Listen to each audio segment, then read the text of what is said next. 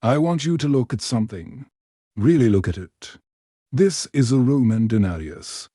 It is a small silver coin, about the size of a dime. 2,000 years ago, a Roman soldier held this exact type of coin in his hand after a month of guarding the frontier. A farmer traded a bag of wheat for a handful of these. A senator bought his villa with a chest full of them. This coin was Rome. Not the legions, not the Senate, not the Colosseum. This little piece of silver was the engine that made all of it work. And here's the thing nobody tells you in history class. Rome did not fall because of barbarians at the gate. Rome did not fall because of political corruption, though there was plenty of that. Rome did not fall because its army got soft. Rome fell because somebody messed with this coin. And I do not mean they lost it. I mean they hollowed it out slowly. Over generations, they took the silver out, replaced it with cheaper metal, and hoped nobody would notice. By the time the empire collapsed, this coin that once held nearly pure silver had almost none left. It was a lie you could hold in your hand. Now, here is where this gets uncomfortable.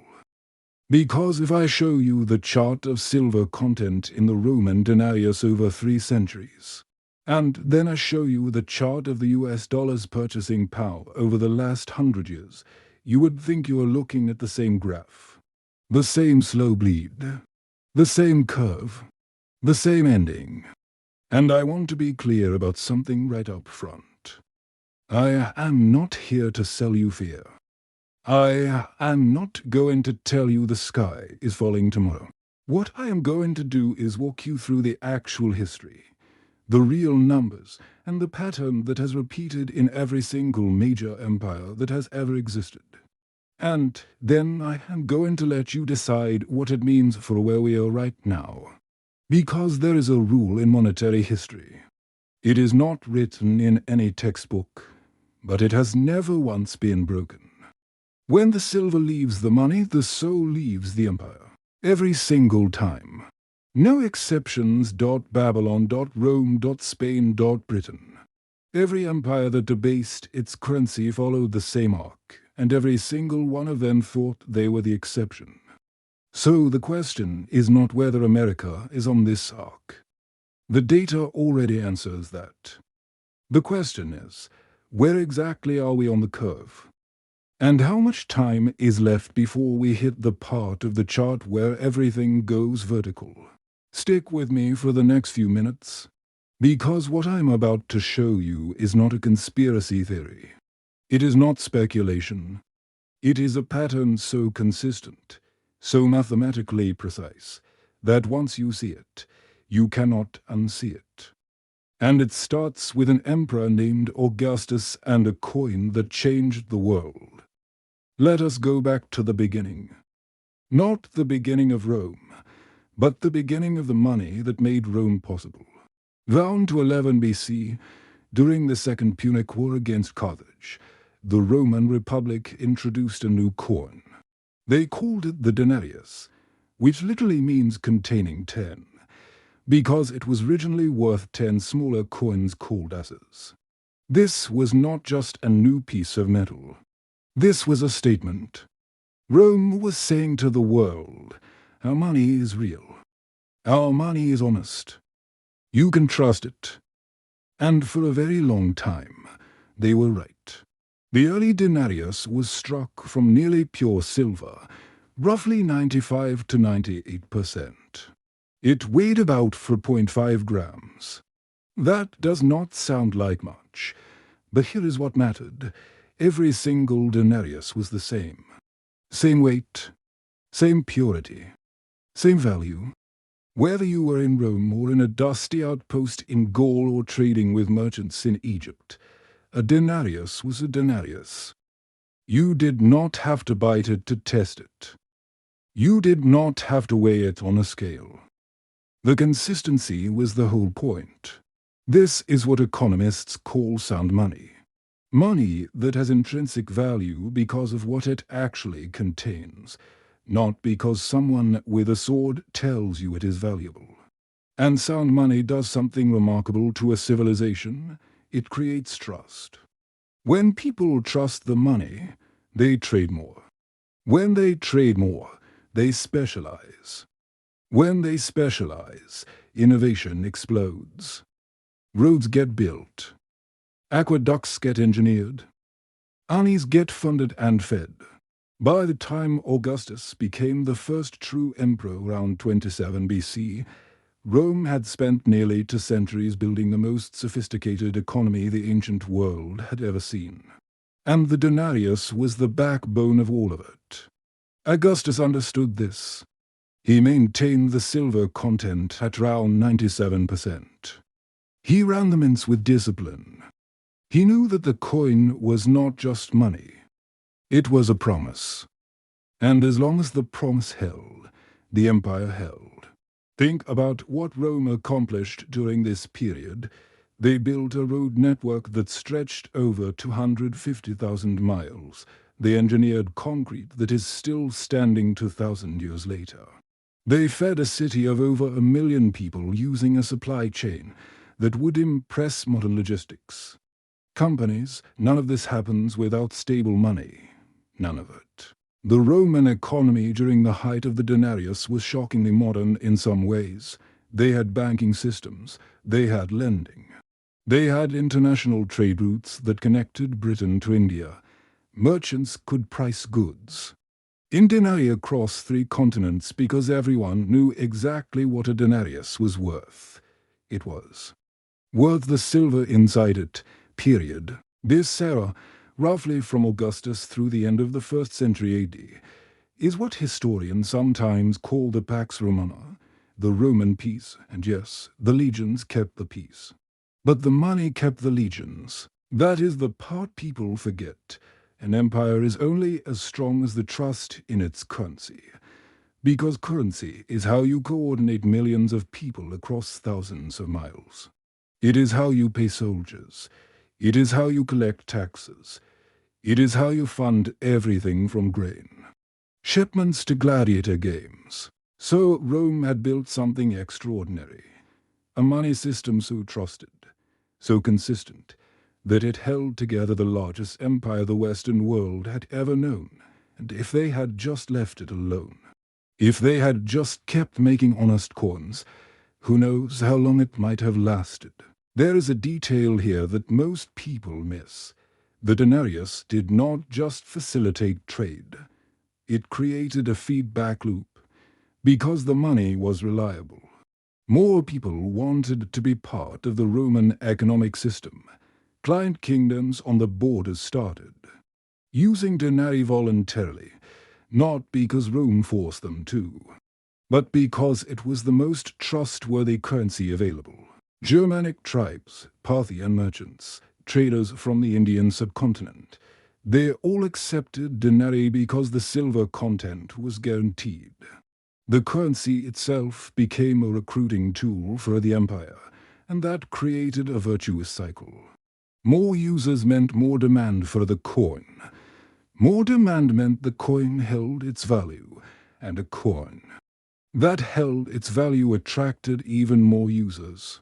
This is the exact same dynamic that people today describe when they talk about the dollar being the world reserve currency. Rome had that advantage first, and they had it because they earned it with honest money. But they did not leave it alone, because empires never do, and the first man to break the promise had a name you already know. Emperor Nero came to power in 54 AD. He was 16 years old, and he inherited the wealthiest, most powerful empire on the planet. Now, Nero gets remembered for a lot of things, most of them bad. The stories about him fiddling while Rome burned, the extravagance, the paranoia. But the thing Nero did that actually mattered most, the thing that set Rome on an irreversible path toward collapse, barely gets mentioned in most history books. Nero was the first emperor to deliberately reduce the silver content of the denarius. Here is what happened. Nero had expensive tastes, massive building projects, lavish public games, a golden palace called the Domus Aurea that was so extravagant it made Versailles look modest. And after the Great Fire of Rome in 64 AD, he needed enormous amounts of money to rebuild the city. The treasury was running dry. So Nero faced a choice every leader eventually faces. He could raise taxes, which would make him unpopular. He could cut spending, which would mean giving up his projects. Or he could do the sneaky thing. The thing that nobody notices right away. He reduced the silver in the coins. Nero took the denarius from about 97% silver down to roughly 93.5%. He also reduced the weight slightly. The coins looked the same. They felt almost the same. But each one contained a little less real value than before. In modern terms, what Nero did was print money. He created more coins from the same amount of silver, which meant each coin was worth slightly less than before, even though the number stamped on it stayed the same. And here is the critical part. It worked. At least in the short term. Nero got his money. He rebuilt Rome. He funded his projects. The economy kept humming along. Most people did not even notice the change. And that is exactly what made it so dangerous. Because Nero had just demonstrated to every future emperor that you could cheat the money and get away with it. Think about it from the perspective of the next emperor, and the one after that.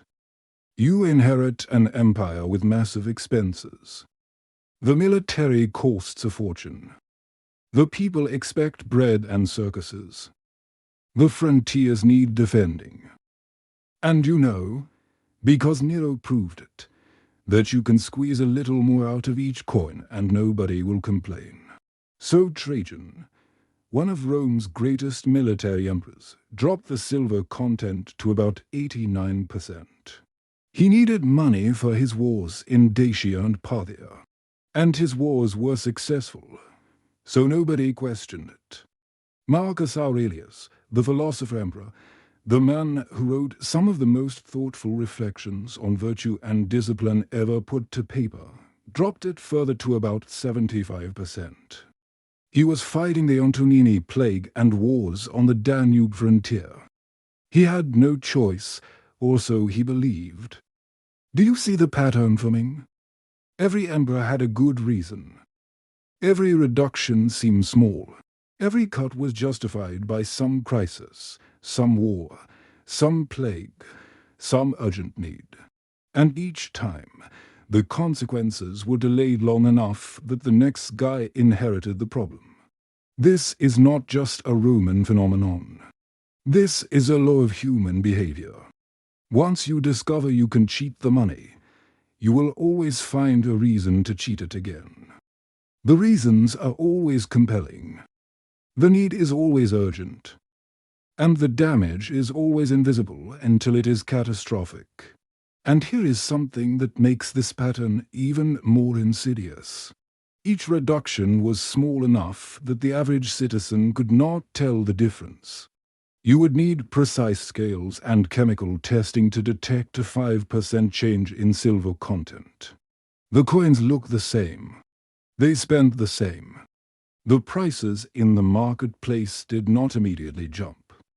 The inflation was there, but it was hidden, distributed across thousands of transactions over years. By the time ordinary people noticed that their money was buying less, the debasement had already been going on for decades. This is what I call the boiling frog principle of monetary policy. If you dropped a frog into boiling water, it would jump out. But if you put it in cool water and raised the temperature 1 degree at a time, it would sit there until it was cooked. The Roman people were the frog, and the temperature was rising so slowly that most of them never noticed until it was far too late. By the time we get to Septimius Severus round 193 AD, The denarius was down to about 50% silver. And at this point, the smart money was starting to notice.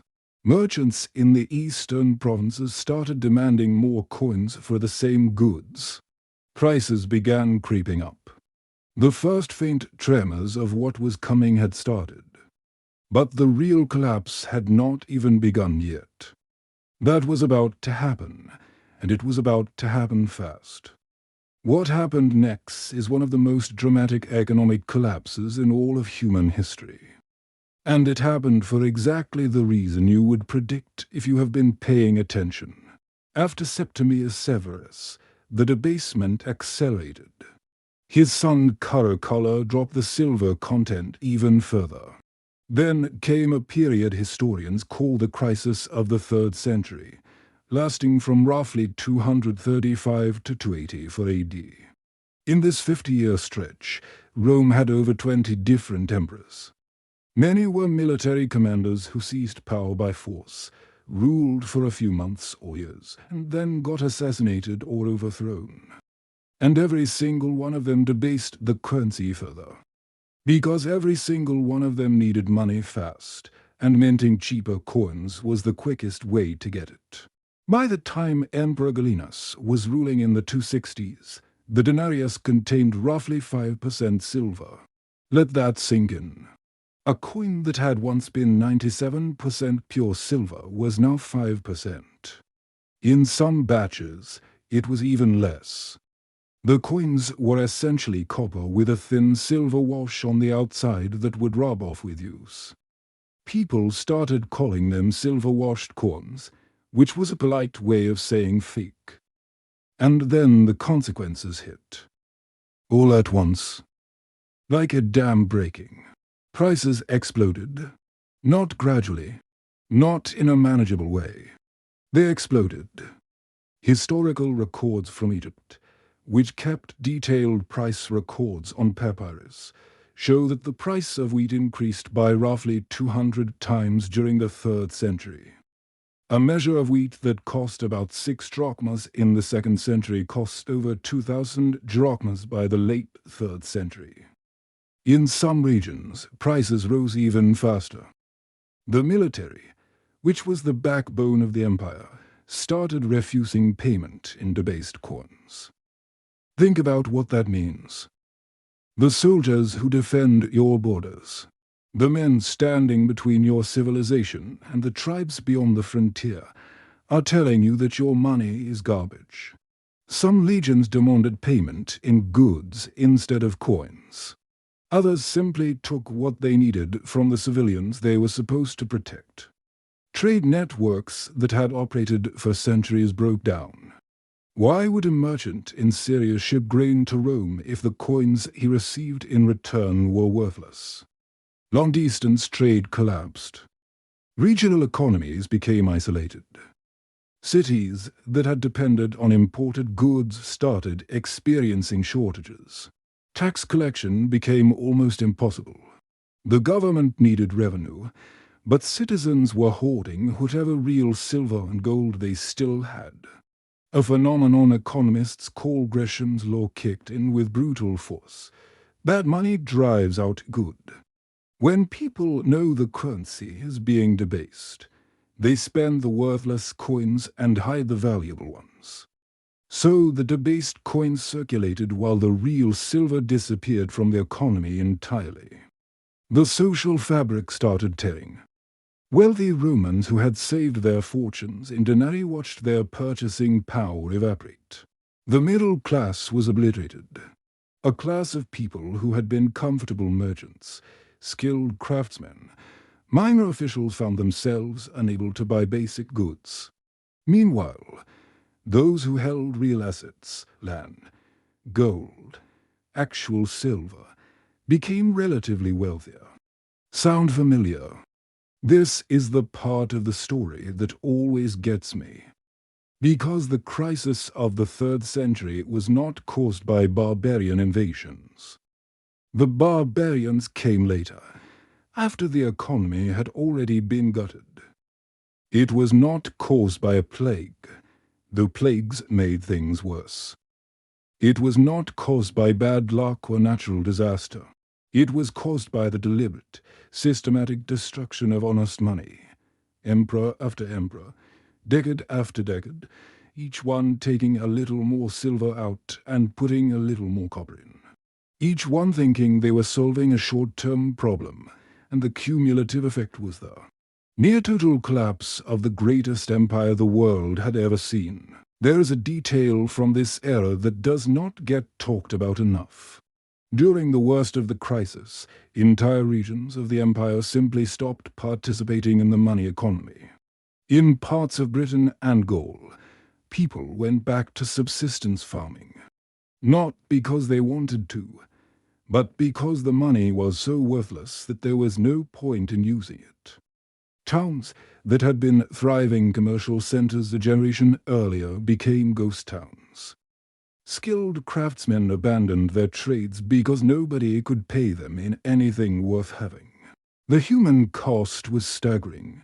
An entire generation grew up in an empire that had the appearance of civilization, but had lost the economic infrastructure that made civilization function. They had roads but no trade. They had cities but no commerce. They had coins but no money. It was a simulation of an empire running on fumes. Diocletian tried to fix it round to 84 AD. He reformed the coinage. He imposed price controls. He reorganized the entire empire. And to his credit, he did manage to stabilize things for a while. But the damage was done. The trust was gone. And an empire that cannot trust its own money is an empire that has already begun to die, even if the final breath takes another century. Now let us cross 2,000 years and an ocean and talk about us. In 1913, something happened in America that most people today know almost nothing about. On December 23rd, while most of Congress was home for the holidays, the Federal Reserve Act was signed into law. It created the Federal Reserve System, a central bank that would control the money supply of the United States. Before 1913, the US dollar was backed by gold and silver. Not in an abstract way, but in a very literal way. You could walk into a bank with a paper dollar and walk out with a specific amount of gold or silver.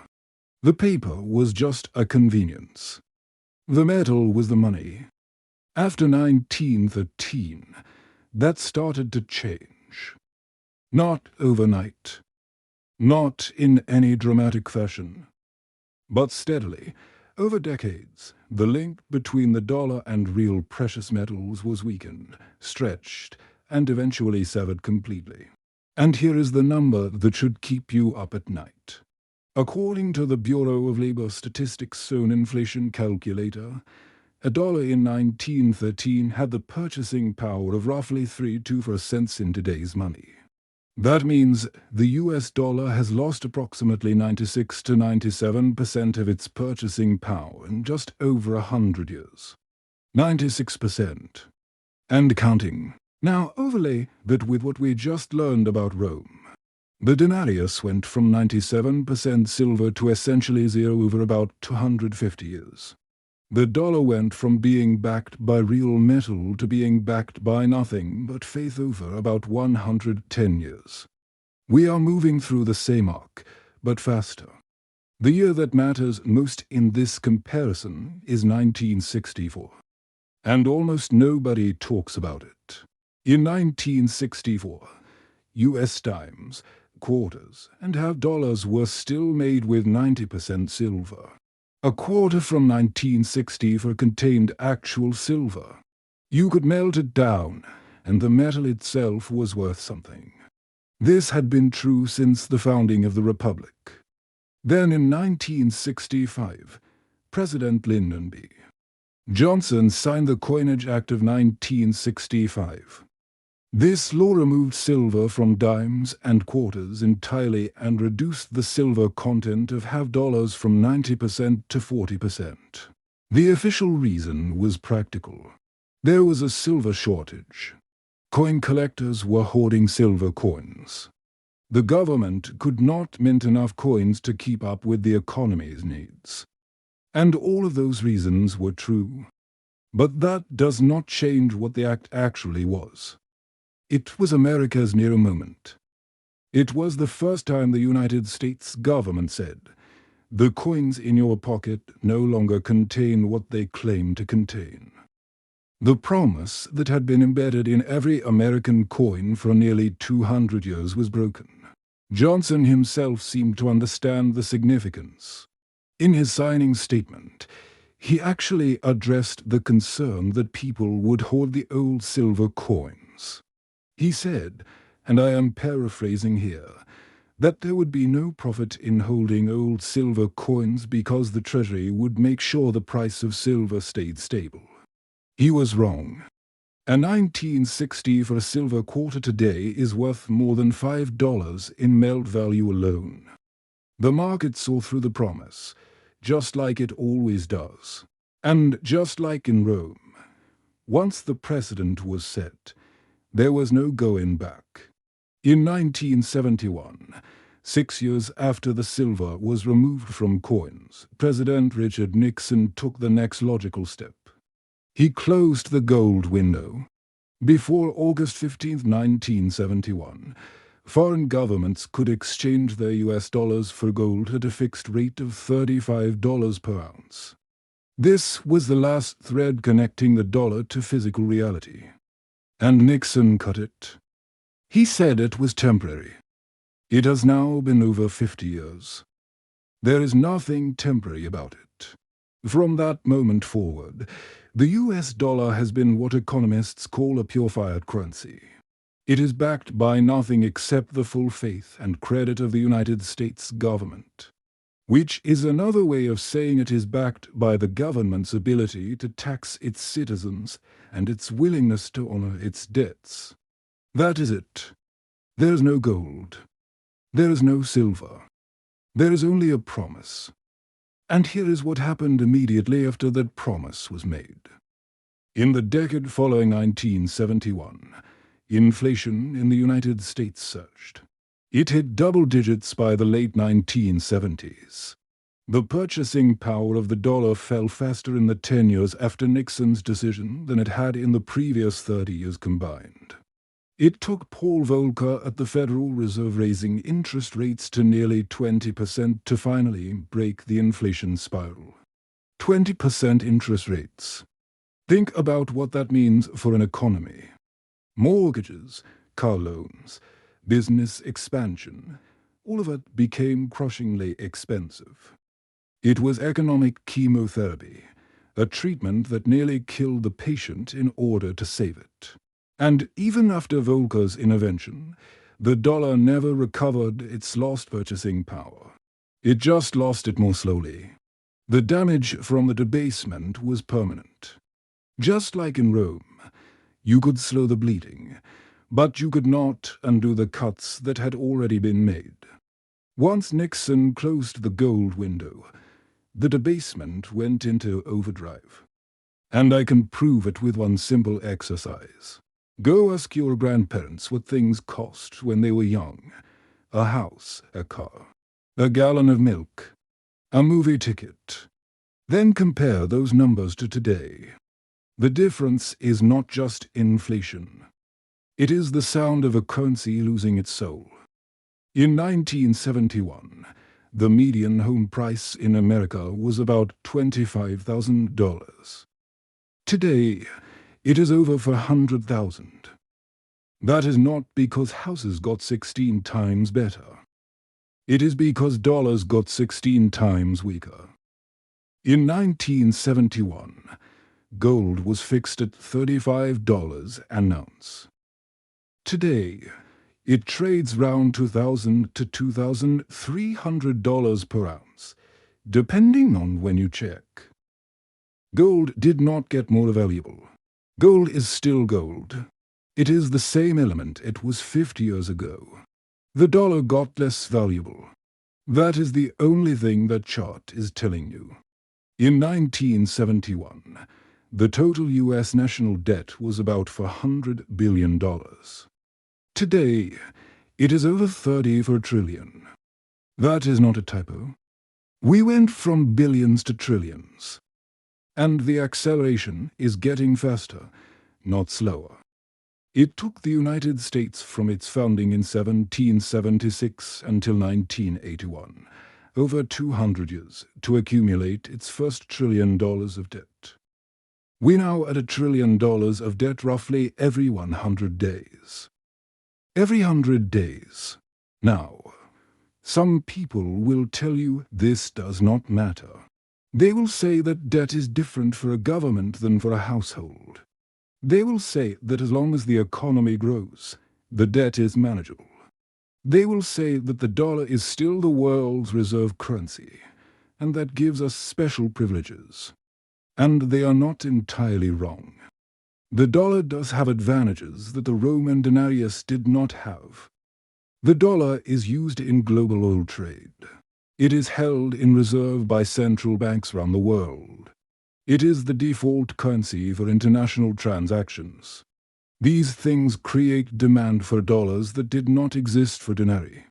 But here is what that argument misses. Rome also had structural advantages. The denarius was the dominant trade currency across 3 continents. Roman roads and Roman law made trade in denarii more convenient than any alternative. The Roman military enforced the use of Roman currency in conquered territories. Sound familiar? The advantages did not save Rome. They delayed the consequences. They bought time. And that extra time made the eventual collapse worse, not better, because it allowed the debasement to go further before the reckoning came.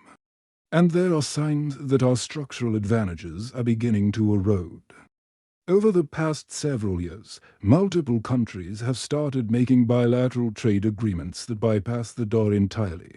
The share of global reserves held in dollars has been declining slowly but steadily. These are not dramatic, headline-grabbing events. They are slow shifts, exactly the kind of shifts that preceded Rome's currency crisis. Now, let me bring the Rome comparison into sharper focus with some actual numbers. Rome's denarius debasement from Augustus to Gallienus took roughly 300 years to go from 97% to about 5%. The sharpest decline, the real crisis phase, was compressed into about 50 years during the crisis of the 3rd century. America's dollar debasement has gone from a currency backed by gold and silver to a pure fiat currency in about 110 years. And the sharpest decline, the period of most rapid purchasing power loss, has been in the last 50 years, since Nixon closed the gold window. We are not just on the same curve. We are on a compressed version of it. What took Rome 3 centuries, we are doing in 1.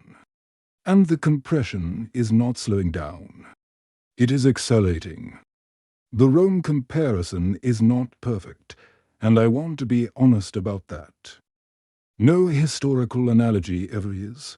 But the fundamental dynamic, a government spending beyond its means and using currency debasement to cover the gap, that dynamic is identical. And the outcome of that dynamic has been identical in every single case throughout recorded history. And if you want a small but telling symbol of where we are, look at the penny in your pocket. Before 1982, pennies were made of 95% copper. After 1982, they switched to zinc with a thin copper coating.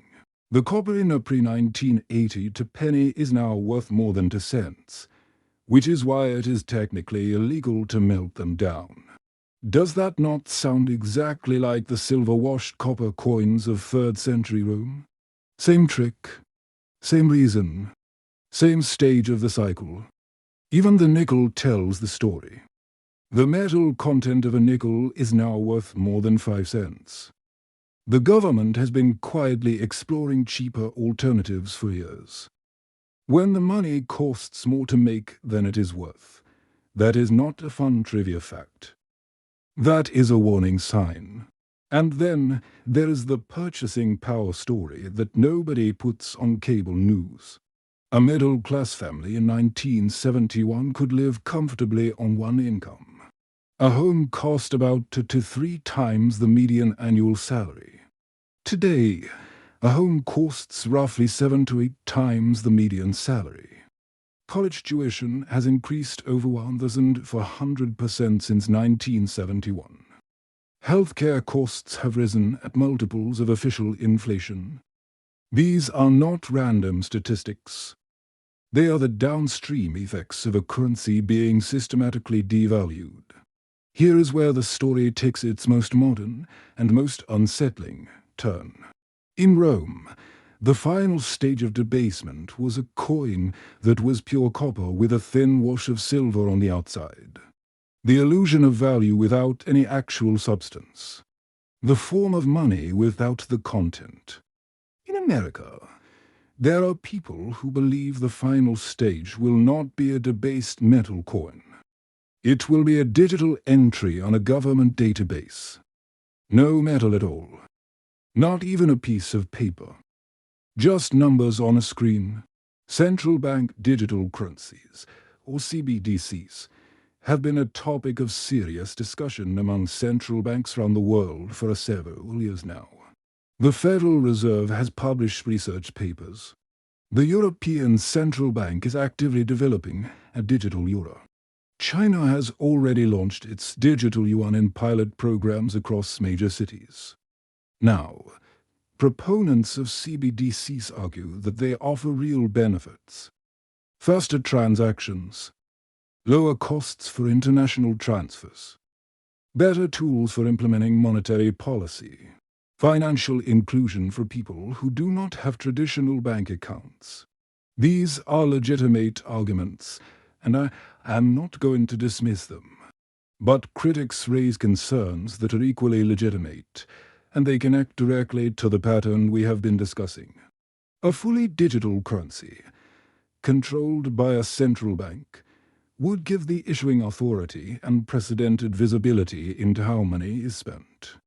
Every transaction could potentially be tracked, categorized, and recorded. That is a level of monetary surveillance that no government in history has ever possessed. And here's the connection to our Roman story. The debasement of the denarius was limited by physics. You can only remove so much silver from a coin before it becomes obviously worthless. There was a flaw. Even Gallienus could not debase the coin to zero because at zero, there is literally nothing there. A digital currency does not have that limitation. There is no physical substance to debase. The value is entirely abstract, entirely dependent on trust in the issuing institution, which means the potential for manipulation is, at least in theory, unlimited. You cannot clip a digital coin, but you can create trillions of digital units with the stroke of a key. You can implement negative interest rates, which means the money in your account literally shrinks over time. You can program the currencies that it expires if not spent within a certain time frame. Whether any government would actually do these things is a matter of debate. But the point is that they could. And if we have learned anything from the Roman example, it is this. If a government can debase its currency, eventually it will. Not because the people in charge are necessarily evil, but because the incentives always push in the same direction. There is always a crisis. There is always an urgent need. There is always a good reason to create just a little more money out of nothing. This is what I mean when I say the pattern is the same. The technology is different. The coins are different. The empires are different. But the human behavior is identical. And it is the behavior that drives the outcome, not the technology. There is another parallel worth noting.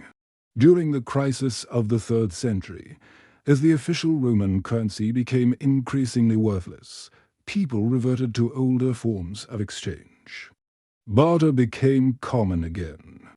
In some regions, people started using older, higher purity coins that had been hoarded away. The market, when given a choice, always chooses the more honest money. We are seeing early versions of this today. The interest in physical gold and silver has been growing steadily.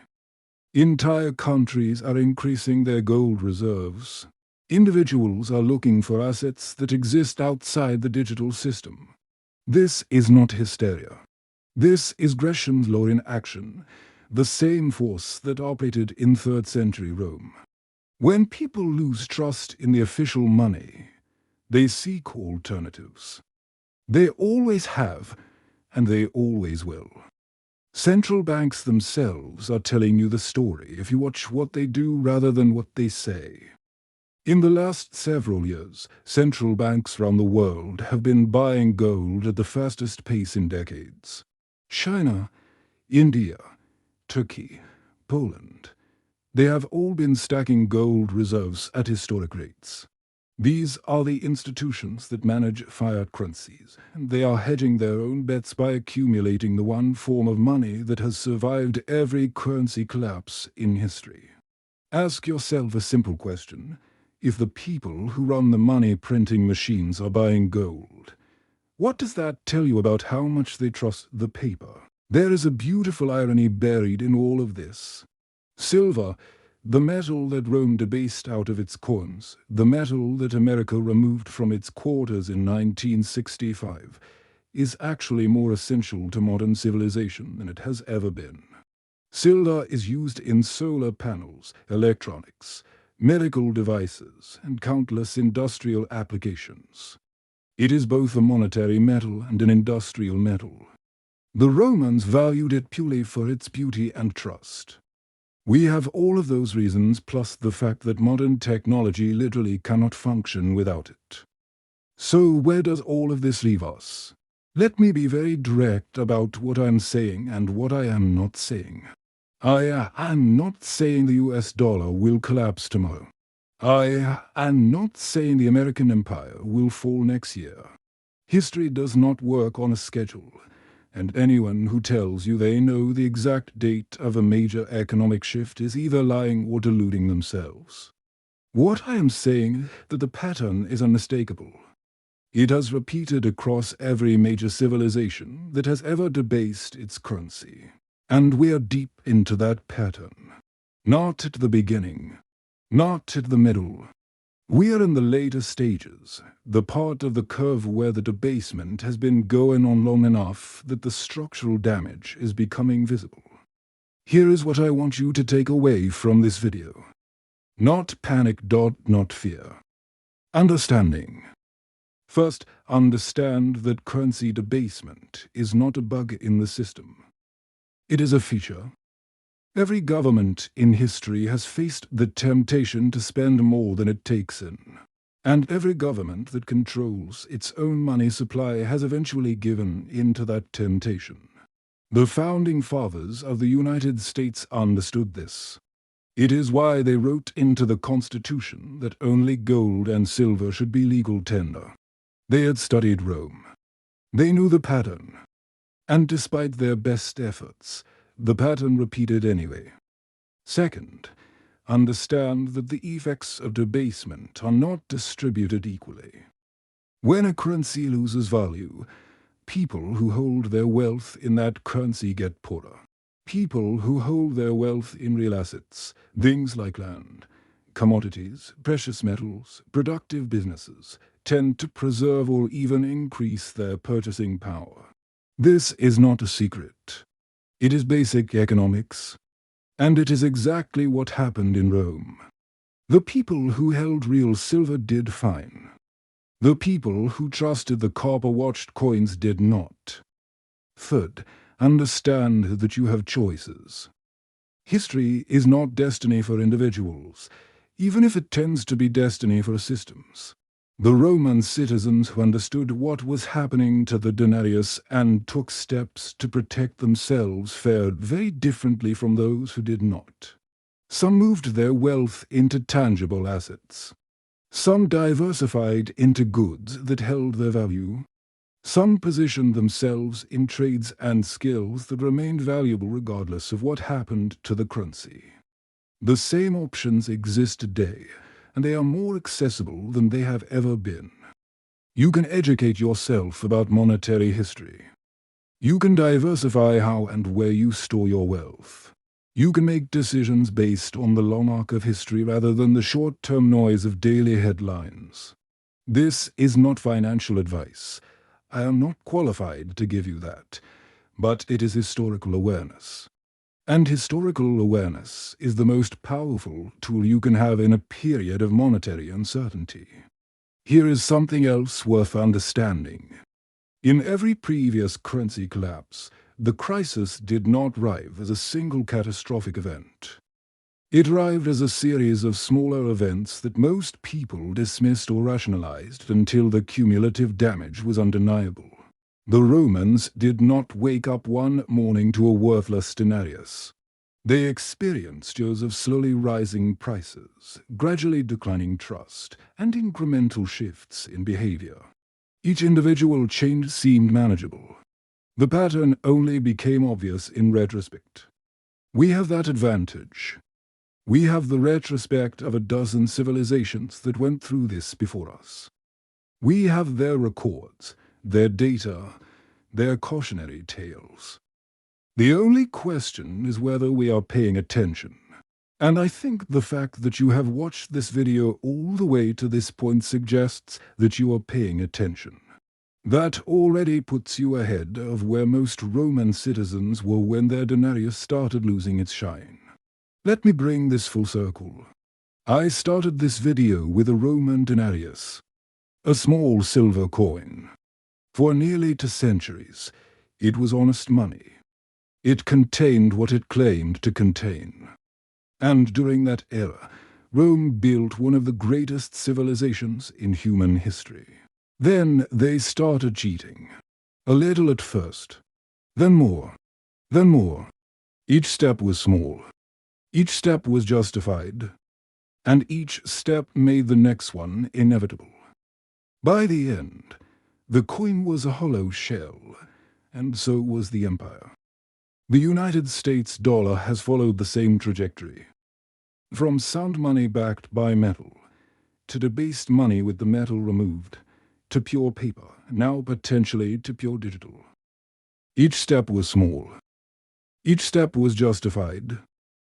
And each step has made the next one easier. I do not know how this story ends. Nobody does. But I know how every previous version of this story has ended. And I know that the people who fared best in every previous version were the ones who paid attention to the pattern, the ones who understood that when the silver leaves the money, the clock is ticking. 2,000 years ago, a Roman soldier held a denarius in his hand and trusted that it was real. Today, you hold a piece of green paper, or look at a number on a screen, and you trust that it is real too. The question is that trust still earned? Look at the numbers. Look at the debt. Look at the purchasing power chart. Look at the pennies in your pocket made of zinc pretending to be copper. Look at the conversations happening in central banks around the world about replacing paper with digits on a screen. And then look at that chart of the Roman denarius one more time. The line only goes in one direction. And it has never, in 2,000 years of monetary history, reversed itself once a government started down this path. I will let you decide. But now you have the history. And history, and like currency, cannot be debased.